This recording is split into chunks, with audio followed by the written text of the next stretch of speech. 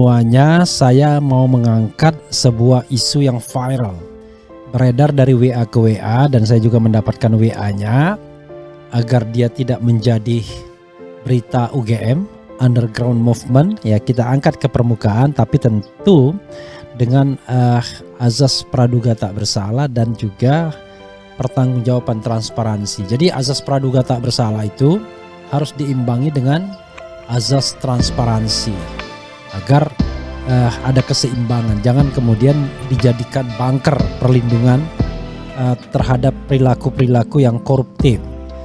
Apa soalnya saudara sekalian? Ini beredar mengenai soal korupsi BTS atau korupsi yang melibatkan Johnny G. Plate, Menteri Komunikasi dan Informasi dari Partai Nasdem.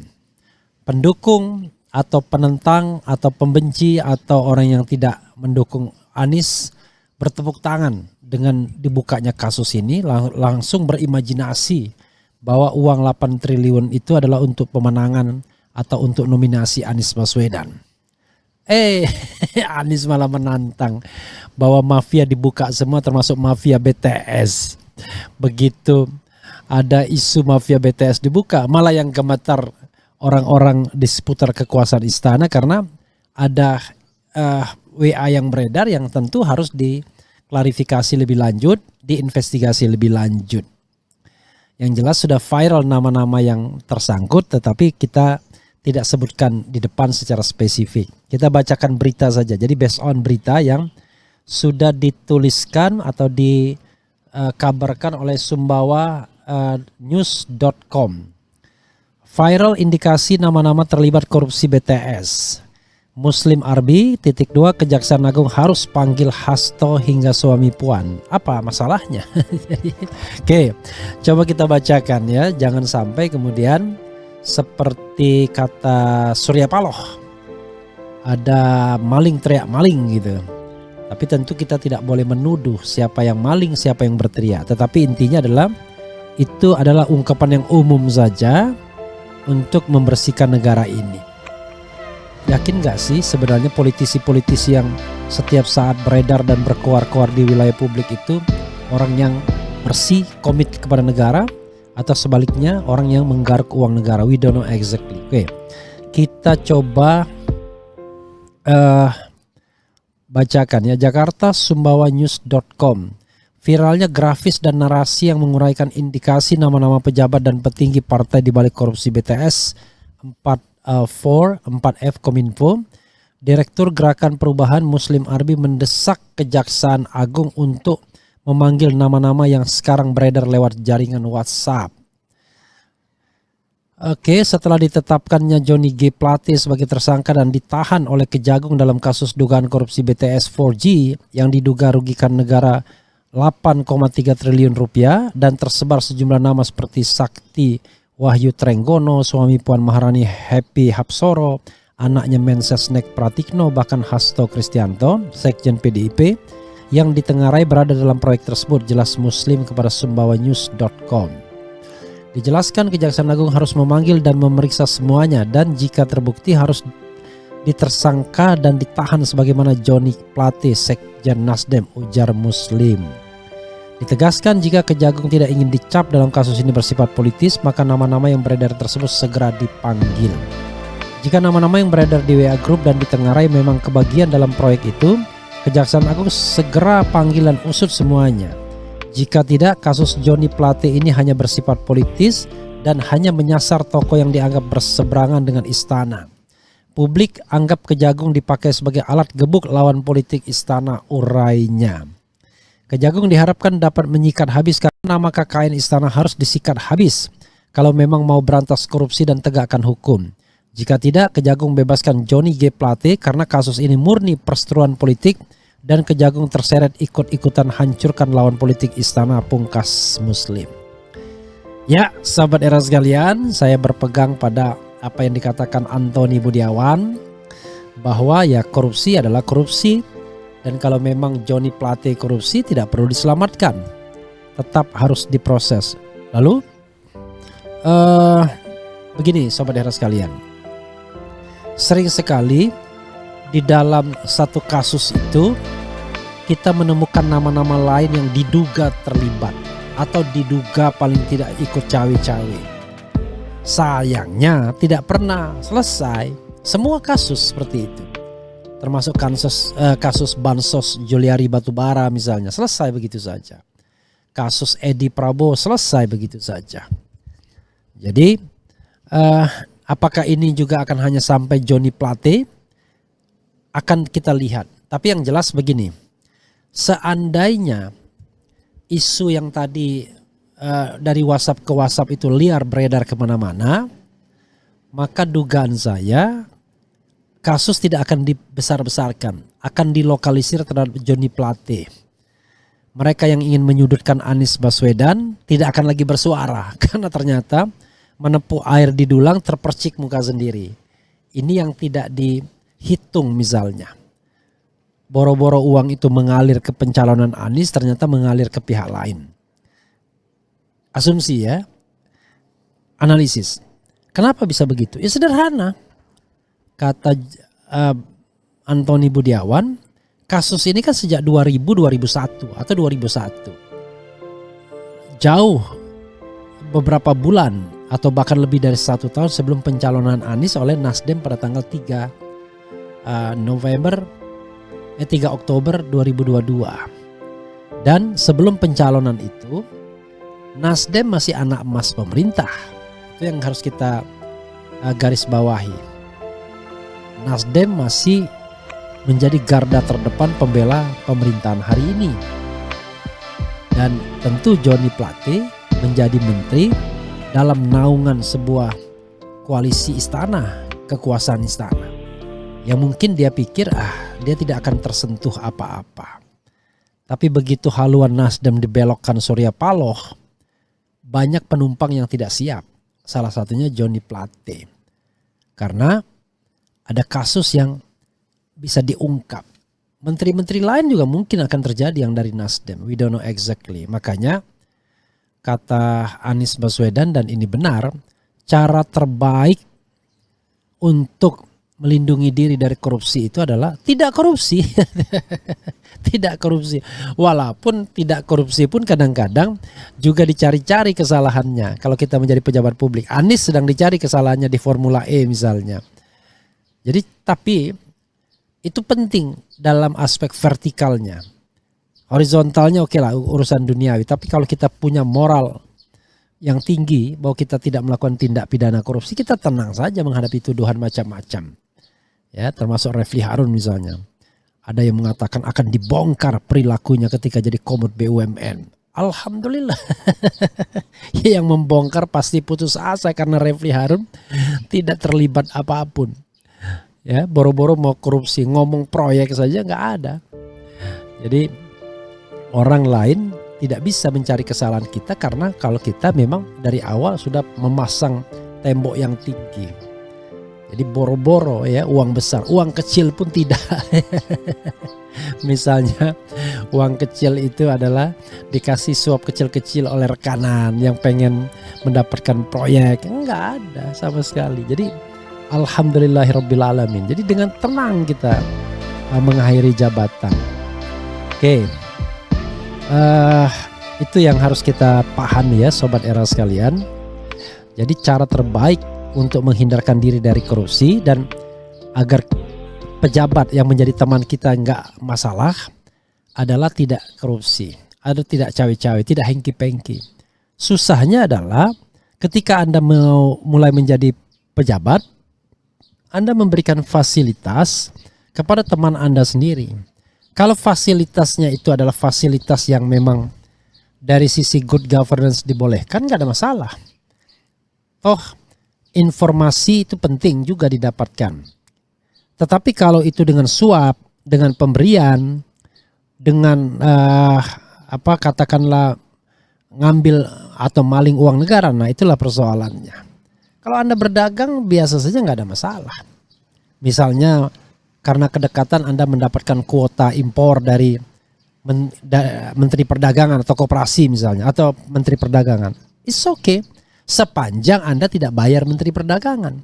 Kalau Anda bayar Menteri Perdagangan namanya nyuap. Dan yang menerima disuap. Dua-duanya masuk neraka. Kita baru bicara nerakanya ya, belum proses hukum. Jadi kita boleh memberikan kata BLC, fasilitas dan lain sebagainya sepanjang kita tidak mendapatkan feedback atau kickback apa-apa. Nah, cuman masalahnya orang bertanya, emang ada ya pejabat begitu? Dia mau memberikan izin, memberikan fasilitas dengan jujur tanpa mengharapkan imbalan apa-apa. Kalau pejabat begitu miskin dia pasti. Pasti miskin dia. Karena artinya dia hanya mengandalkan dari pendapatan resminya. Tapi kan udah lumayan juga, udah gede juga. Mungkin 100 juta per bulan ada pendapatan gede seorang menteri. Kurang mungkin ya. Kalau seandainya menterinya lurus-lurus saja. Tapi kalau bengkok misalnya main dengan stafnya yang menjadi komisaris, menempatkan anak buahnya jadi komisaris tapi setoran, wah itu gawat namanya.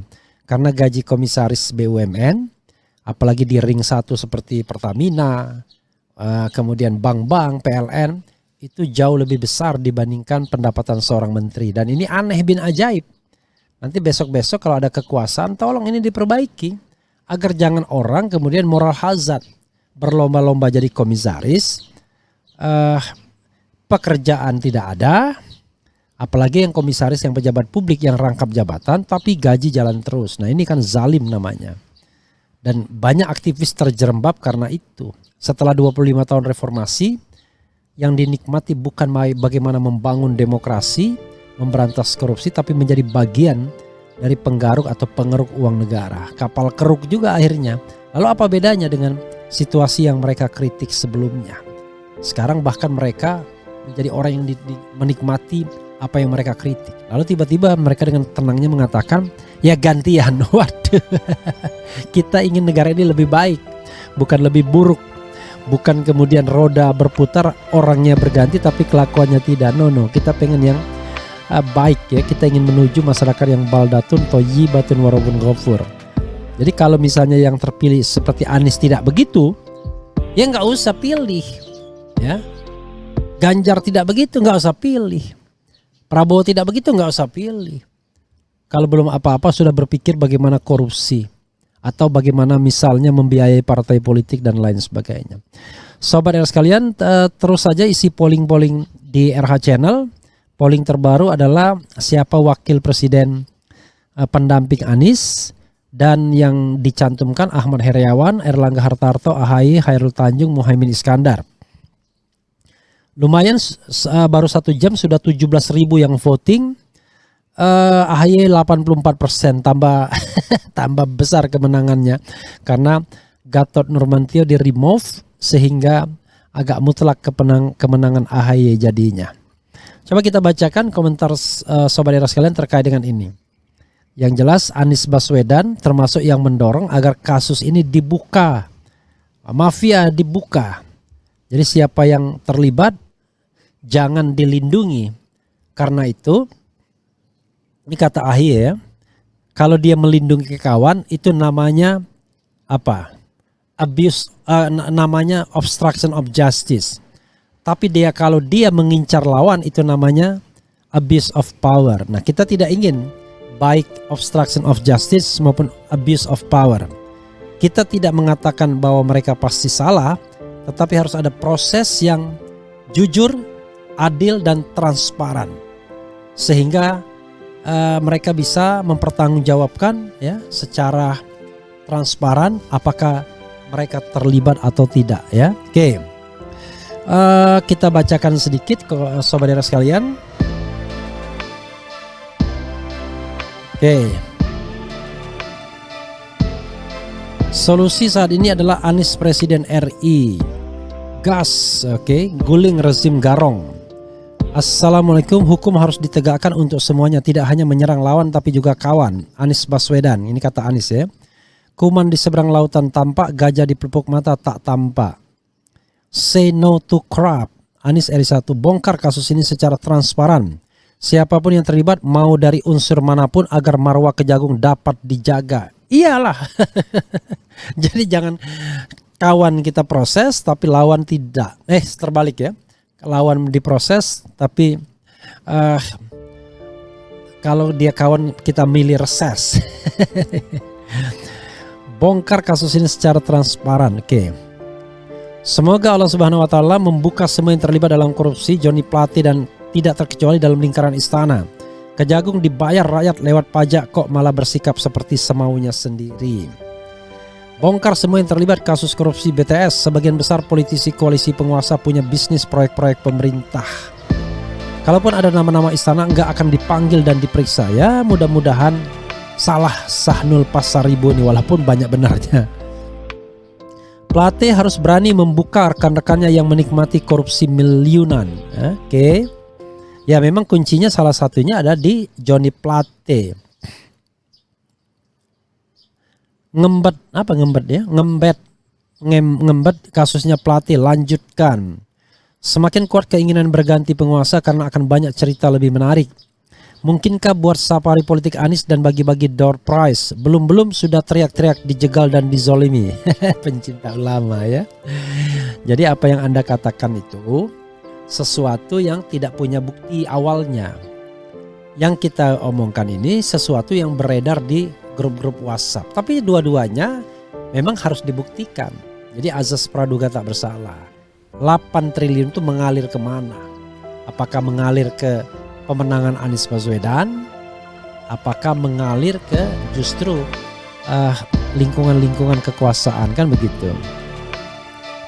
Menarik dong bang, bongkar aja kita buzz terus biar terangkat sampai yang di bawah karpet juga nampak. Iyalah, justru kita tantang. Jadi orang yang punya moralitas itu nggak takut. Kalau ada kasus seperti ini angkat saja.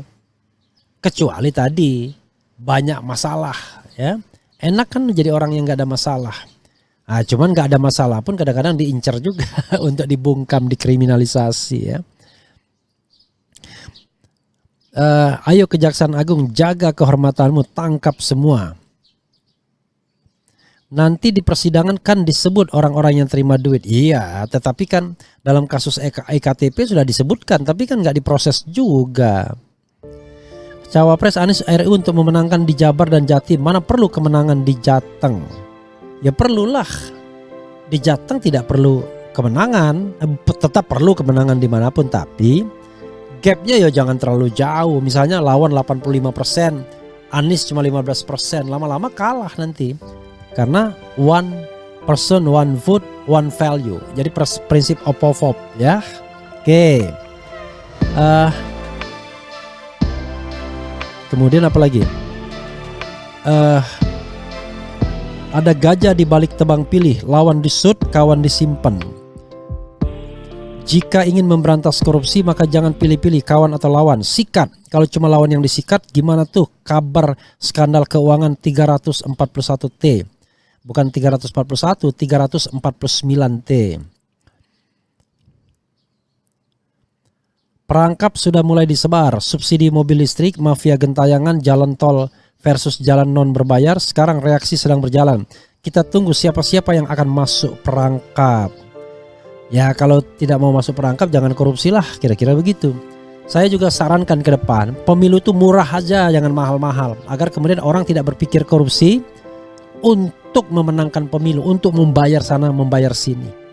Gimana caranya? Ya banyak caranya. Yang penting kita punya niat baik agar pemilu kita jujur dan adil. Contoh misalnya, untuk sementara karena mudaratnya banyak, tidak dilarang melakukan kampanye dengan kampanye dengan menyentuh fisik, kampanye tatap muka.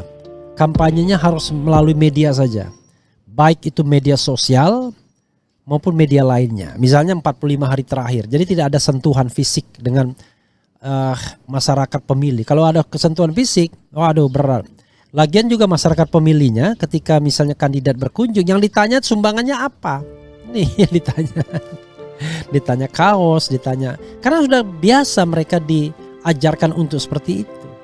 Dan memang dalam perspektif neolib, kemiskinan, ketimpangan itu dipelihara agar mereka terus-menerus tergantung dan bergantung. Celakanya masyarakat kita adalah masyarakat yang pasrah. Kalau miskin, terbelakang, kemudian dipinggirkan, itu merasa bukan karena kebijakan negara, tapi karena kemalangan nasib. sudah nasib dari Yang Maha Kuasa. Padahal segala sesuatu itu bisa dinilai dari perspektif struktural. Apakah secara struktur ada kebijakan negara yang tidak menguntungkan mereka atau meminggirkan mereka. Itu saja saudara sekalian, kita harapkan Kejagung mau membuka kasus ini seterang benderangnya, seperti terang benderangnya baju kuning yang saya pakai. Ini dari relawan Go Anies, pecahan dari Golkar.